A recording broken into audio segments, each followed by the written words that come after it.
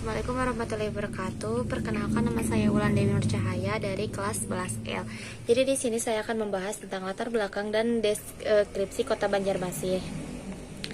Kota Banjarmasin yang awalnya dikenal sebagai Banjarmasin ditetapkan sebagai kota pada 24 September 1526. Hari ini diperingati sebagai hari jadi kota tersebut. Banjarmasin pernah menjadi ibu kota provinsi Kalimantan pada 1945 sampai 1956 dan saat ini merupakan ibu kota provinsi Kalimantan Selatan sejak tahun 1956. Latar belakang dan deskripsi Kabupaten Balangan. Kabupaten Balangan didirikan sebagai bagian dari upaya masyarakat untuk mengelola potensi daerah dengan lebih baik. Proses penuntutan berdirinya kabupaten ini berlangsung lama dan ditandai oleh 3 resolusi. Resolusi pertama pada tahun 1963, Balangan berstatus sebagai daerah kewedanaan dengan pusat pemerintah di Paringin. Resolusi kedua pada tahun 1968,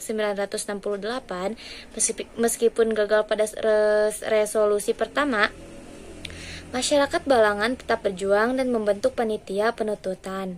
Dan resolusi ketiga 1999, di tengah reformasi masyarakat Balangan mengadakan musyawarah besar dan menyepakati berdirinya Kabupaten Balangan. Proses ini menunjukkan tekad masyarakat untuk menciptakan pemerintahan lebih demokratis dan sejahtera. Sekian penjelasan dari saya. Wassalamualaikum warahmatullahi wabarakatuh. Assalamualaikum warahmatullahi wabarakatuh. Nama saya Dimas Alfarizki dari 11L. Di sini saya akan menjelaskan Ba'amar Galung Pancar Matahari beserta fungsinya, penggunaannya, tujuannya, dan bahan pembuatannya. Selamat menyimak. Ba'amar Galung Pancar Matahari adalah salah satu baju adat pengantin dari suku Banjar. Secara tradisional, baju ini berwarna kuning. Baju ini terbuat dari bahan beludru atau biasa disebut velvet untuk mencerminkan kemewahan serta kaya akan aplikasi manik-manik dengan berbagai motif.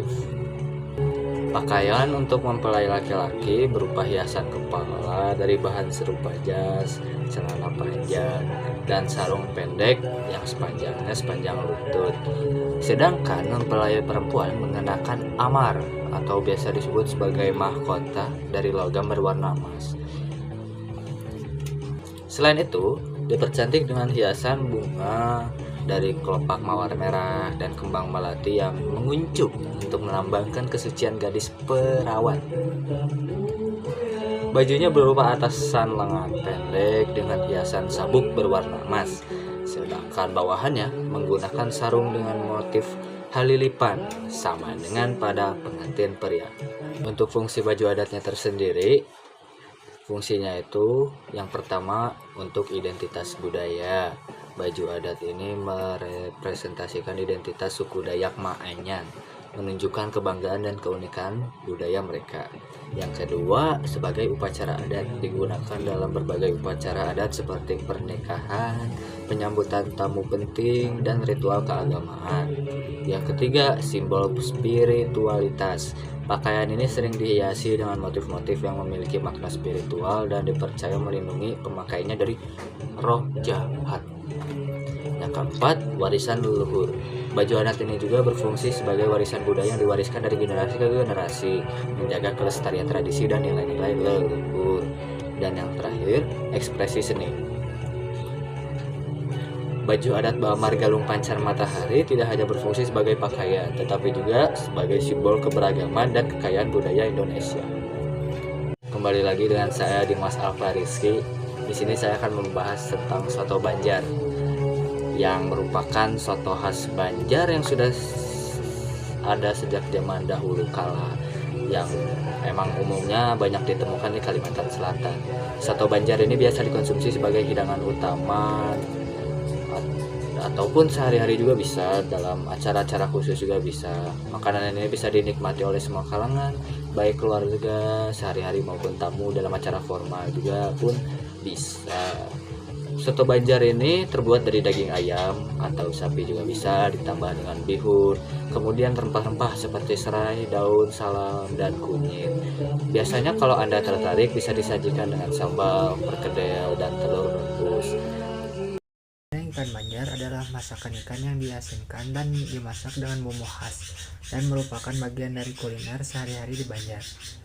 Biasanya makanan ini dinikmati sebagai hidangan sehari-hari atau dalam acara-acara tertentu dan umumnya dinikmati oleh keluarga dan bisa juga disajikan dalam berbagai acara.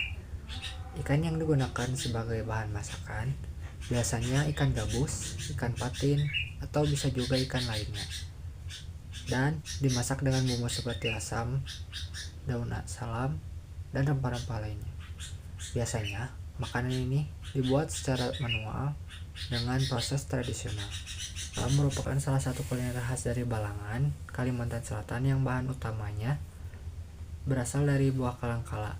Buah ini memiliki bentuk bulat yang mirip dengan alpukat, namun dengan tekstur daging yang lebih lembut dan berwarna merah muda, menjadikan tampak menarik dan unik. Masyarakat setempat biasanya mengolah buah kalangkala menjadi sayur bening yang sederhana namun kaya rasa. Proses memasaknya cukup mudah. Buah kalangkala dimasak dengan air hingga mendidih dan dibumbui sedikit garam serta cabai untuk memberikan cita rasa pedas dan gurih.